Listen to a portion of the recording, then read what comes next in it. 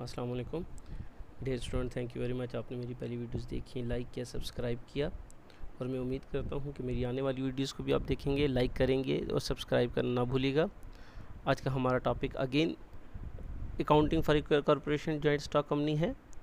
Last topic में हमने पढ़ा था फोरफीट शेयर कि शेयर को फोरफीट कैसे किया जाता है, हम अकाउंटिंग बुक में उसकी कैसे एंट्रीज करते हैं।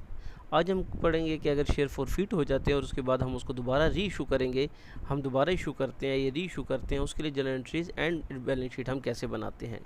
देखिए सेम इसी तरह instalment share issued on instalment, excess money जो कि वो रिफ़ंड करेंगे, share application, share allotment, share first call, share final call and share forfeiture and reissue of shares. आज जो हमारा न्यू टॉपिक होगा वो होगा री इशू ऑफ शेयर्स, कि जब हम शेयर फॉरफीट कर लेते हैं उसके बाद हम इसको री इशू कैसे करेंगे।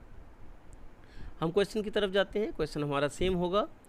ए limited issued 10,000 equity shares of ₹10 each to the public at par, it's mean face value पे। The detail of amount payable on the shares are as follows. हमने जो है अमाउंट कैसे कैसे हमें रिसीव होगी हम देख लेते हैं। 1 अप्रैल को एप्लीकेशन में हमें ₹2 रिसीव होंगे। 1 जून 2017 अलॉटमेंट में हमें ₹3 रिसीव होंगे।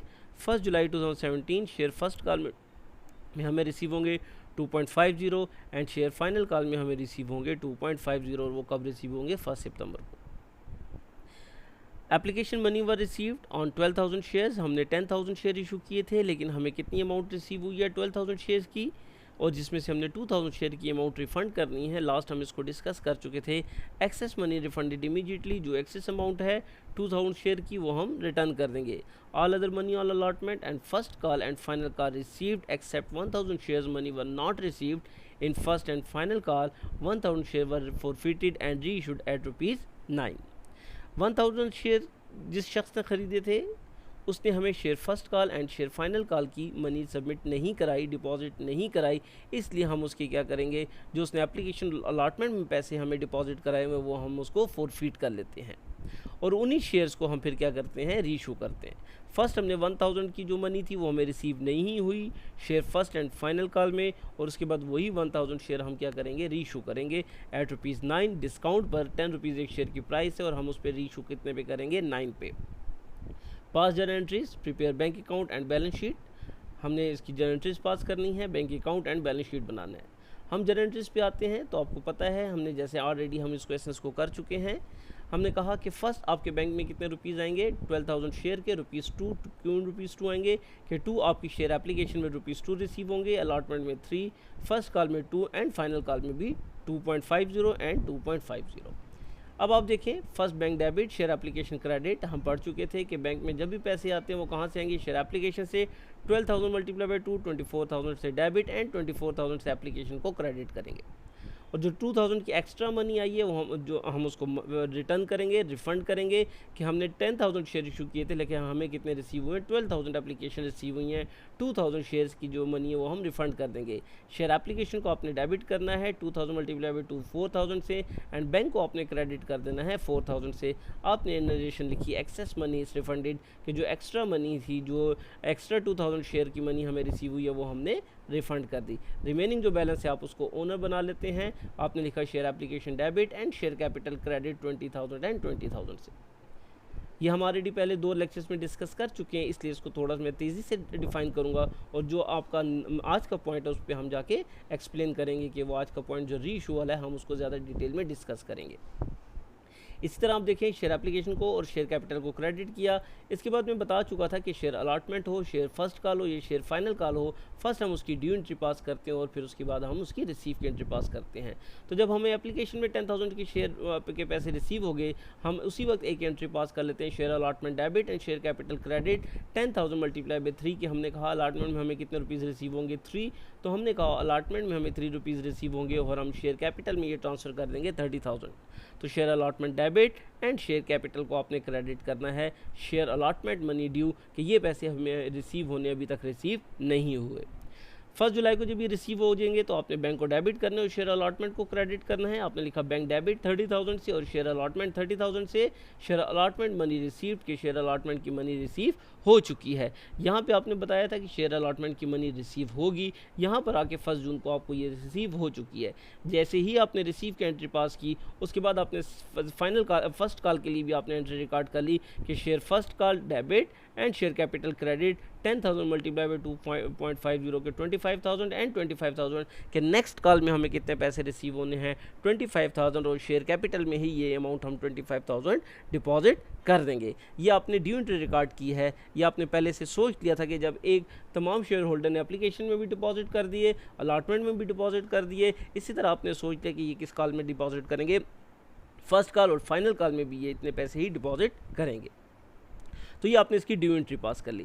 इसके बाद हम देखते हैं क्वेश्चन में था कि एक शेयर होल्डर था जिसके पास 1000 शेयर थे, उसने share first call and share final call के पैसे डिपॉजिट नहीं किए। तो जब नहीं किए तो हम लिखते हैं call in arrears and share first call. तो फर्स्ट आपने 1000 उसके पास शेयर थे, 2.50 उसने पैसे डिपॉजिट करने थे, तो 2500 उसने डिपॉजिट नहीं किए, तो 25,000 से आपने डेबिट कर दिया और शेयर फर्स्ट कॉल को 25,000 से क्रेडिट कर दिया कि शेयर फर्स्ट कॉल में कितने एरियर आ चुके हैं, 2500 के एरियर्स आ चुके हैं। ये पैसे अभी तक हमें रिसीव नहीं हुए क्योंकि 25,000 आपने ड्यू एंट्री पास कर ली थी कि उसके पैसे रिसीव होंगे।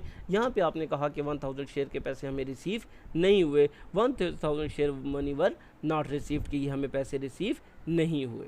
अब रिमेनिंग कितने पैसे आएंगे, 1000 के रिसीव नहीं हुए तो 9000 के आपके बैंक में आ जाएंगे। तो आपने कहा bank debit and share first call credit 22,500 and 22,500 कि 9000 मल्टीप्लाई बाई 2.5, 1000 के रिसीव नहीं हुए, जो रिसीव हो चुके हैं वो बैंक में आ चुके होंगे। और किस कॉल में ये रिसीव हो रहे हैं, शेयर फर्स्ट कॉल में। तो आपने लिखा share first call money received कि ये पैसे हमें रिसीव हो चुके हैं। इसी तरह आप शेयर फाइनल कॉल की ड्यू एंट्री रिकॉर्ड करते हैं, share final call debit and share capital credit कि आपने कहा 10,000 शेयर 2.50 हमें रिसीव होंगे 25,000 एंड शेयर कैपिटल को आपने क्रेडिट कर दिया 25,000 से। लेकिन आपको कितने अमाउंट रिसीव नहीं हुई, 1000 के, फिर इसमें भी रिसीव नहीं हुए जैसे फर्स्ट कॉल में। तो सेम एंट्री तो सेम होगी कि call in area debit and share final call credit कि आपकी कॉल इन फाइनल कॉल में भी आपका क्या आ रहा है कि आपने कहा शेयर फाइनल कॉल क्रेडिट क्यों किया कि आपने कहा फाइनल कॉल में भी आपकी ये एरियर्स आ रहे हैं। तो कॉल इन एरियर को आपने डेबिट कर दिया और शेयर फाइनल कॉल को क्रेडिट कर दिया। 1000 मल्टीप्लाई बाई 2.50, 2500 इसमें भी रिसीव नहीं हो रहे और किस कॉल में रिसीव नहीं हो रहे, फाइनल कॉल में। तो आपने लिखा 1000 share money were not receive. Remaining आपकी अमाउंट बैंक में रिसीव होगी, bank debit share final call credit 22,500 and 22,500। तो ये पैसे आपके बैंक में रिसीव हो चुके हैं 9000 शेयर के। तो 9000 मल्टीप्लाई बाई 2.50, 22,500 से डेबिट बैंक, क्योंकि बैंक में ये पैसे आ चुके हैं और किस कॉल के हैं, शेयर फाइनल कॉल के। तो आपने लिखा share final call money receive कि शेयर फाइनल कॉल की मनी रिसीव हो चुकी। अब आप देखें इसके बाद आपने फोर फीचर की एंट्री रिकॉर्ड करनी है कि वो शेयर जिनके पैसे हमें रिसीव नहीं हुए हम वो फोरफीट कर देंगे। तो शेयर कैपिटल को आपने टोटल अमाउंट से डेबिट करना है, क्योंकि अगर आपके पास ये पैसे आ जाते तो शेयर कैपिटल आपका क्रेडिट होता।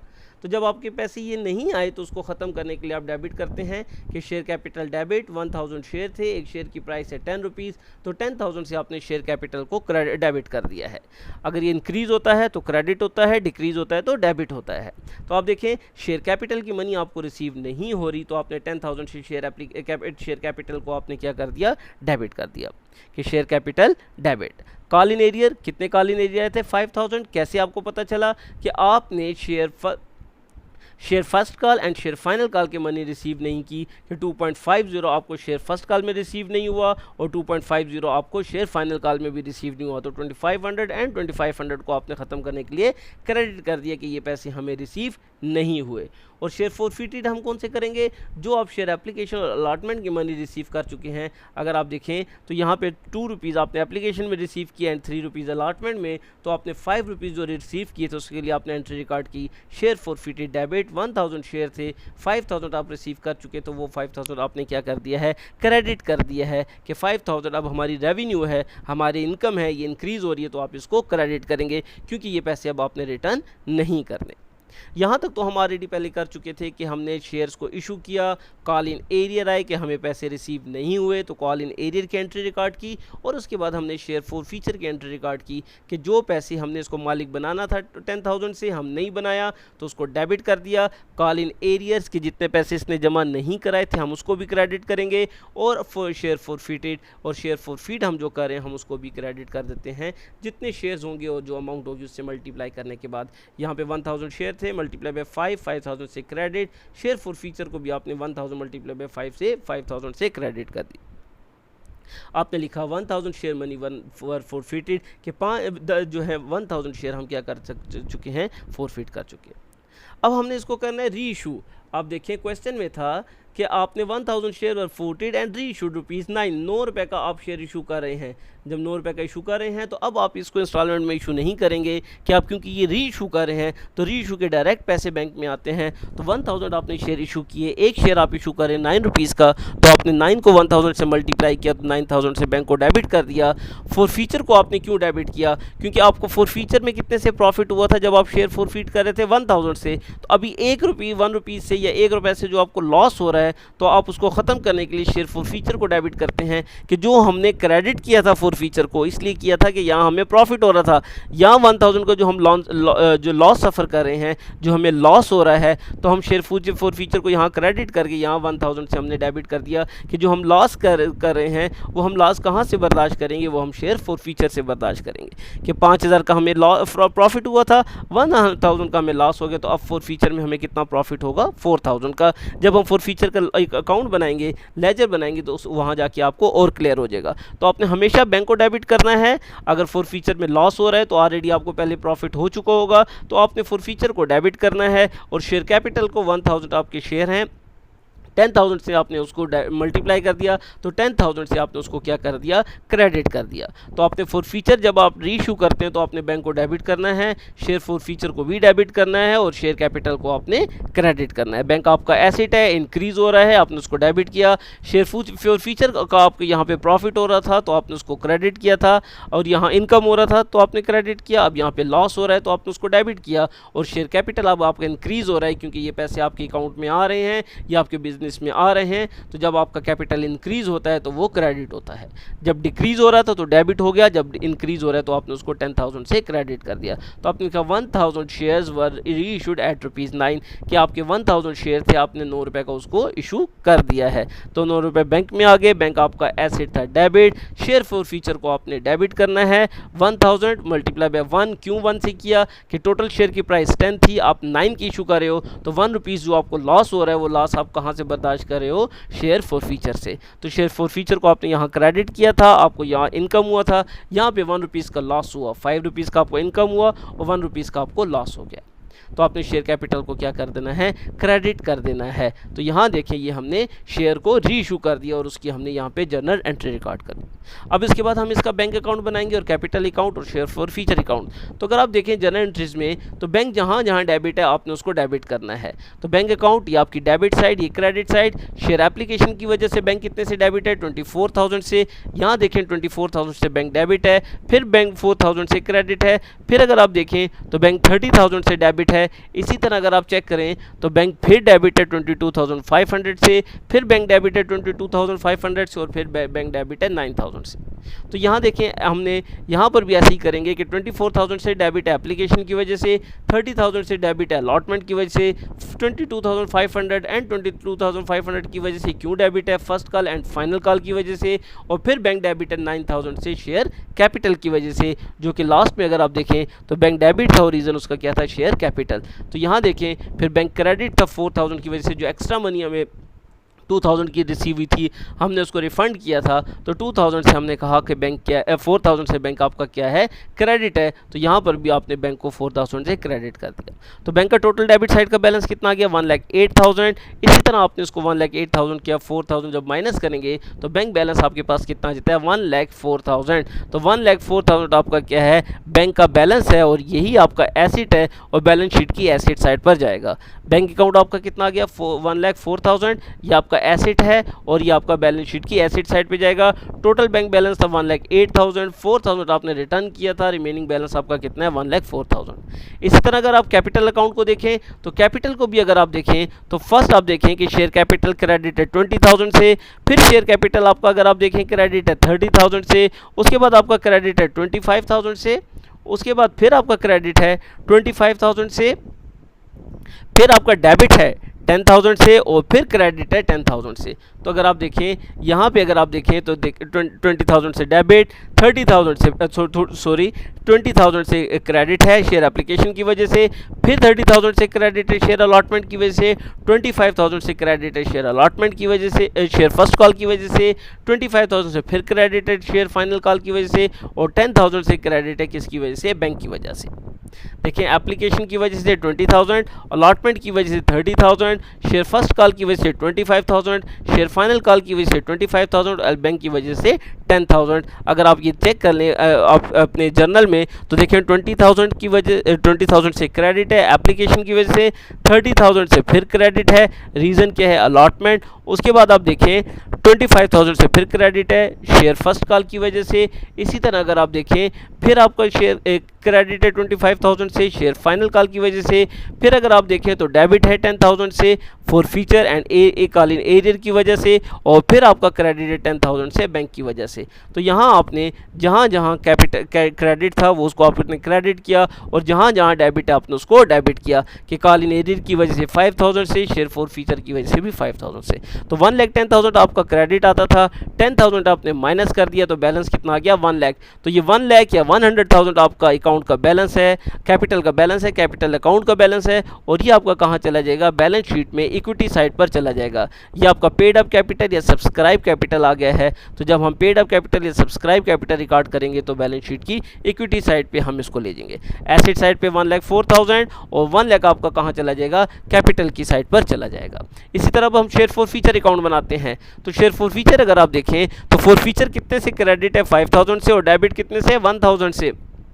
तो आप देखें 5,000 से फॉर फीचर क्रेडिट है शेयर कैपिटल की वजह से, 1,000 से डेबिट है शेयर कैपिटल की वजह से। तो 5,000 में से 1,000 माइनस कर दें तो 4,000 आपको क्या हो जाता है फॉर फीचर में आपको ये प्रॉफिट हो रहा है, ये रेवेन्यू आपका इंक्रीज़ हो रहा है, आपको ये जो प्रॉफिट हो रहा है 4,000 का, क्योंकि 5,000 का टोटल प्रॉफिट हुआ था, 1,000 का आपने लॉस किया जो आपने 10 रुपीज़ का शेयर 9 का इशू किया था डिस्काउंट पे, तो 1,000 से आपने शेयर फॉर फीचर को डेबिट किया था। तो फॉर फीचर का बैलेंस टोटल कितना 5,000, 1,000 आपने माइनस कर दिया तो ये 4,000 कहाँ चला जाएगा, ये आपका प्रॉफिट है। तो ये जो प्रॉफिट है ये आपका सब्सक्राइब कैपिटल या पेड अप कैपिटल के साथ प्लस होता है। अब बैलेंस शीट देखते हैं। मैंने आपको कहा था कि बैंक बैलेंस कितना है 1,04,000, तो 1,04,000 आपका बैलेंस शीट की एसेट साइड पे आ जाता है कैश एट बैंक 1,04,000। तो टोटल आपका एसेट कितना आ जाता है 1,04,000। इक्विटी साइड पे आ जाते हैं। ऑथोराइज कैपिटल 10,000 शेयर हैं मल्टीप्लाई बाय 10 1 लाख और लिख के आपने क्लोज कर दिया। Issued capital 10,000 multiply by 10 1 lakh या 100,000 आपने लिख के क्लोज कर दिया। पेड अप कैपिटल है सब्सक्राइब कैपिटल वो कहाँ से आएगा वो मैंने आपको बता चुका था कि जब आप कैपिटल अकाउंट बनाते हैं तो इसका जो बैलेंस आया 1 लाख ये आपका कहाँ चला जाएगा, ये आपका 1 लाख पेड अप कैपिटल या सब्सक्राइब कैपिटल आ जाता है। इस तरह फॉर फीचर में क्योंकि आपको प्रॉफिट हुआ है तो क्रेडिट आपका इक्विटी साइड पे आता है। आपका क्वेश्चन में अगर आप देखें इससे पहले भी हम जब इनकम स्टेटमेंट या बैलेंस शीट बनाते थे तो अगर आपको प्रॉफिट होता था तो हम उसको कैपिटल के साथ ऐड करते थे और अगर लॉस होता था तो हम उसको कैपिटल से माइनस करते हैं। तो अब शेयर फॉर फीचर की वजह से आपको 4,000 का प्रॉफिट हो रहा है तो आपने यहाँ पर पेड अप कैपिटल या सब्सक्राइब कैपिटल के साथ उसको क्या कर देना है, ऐड कर देना है। तो 1 लाख आपका कैपिटल है, पेड अप कैपिटल है, सब्सक्राइब कैपिटल है, 4,000 आपको प्रॉफिट हो रहा है तो टोटल आपका इक्विटी साइड कितनी आ जाती है 1,04,000।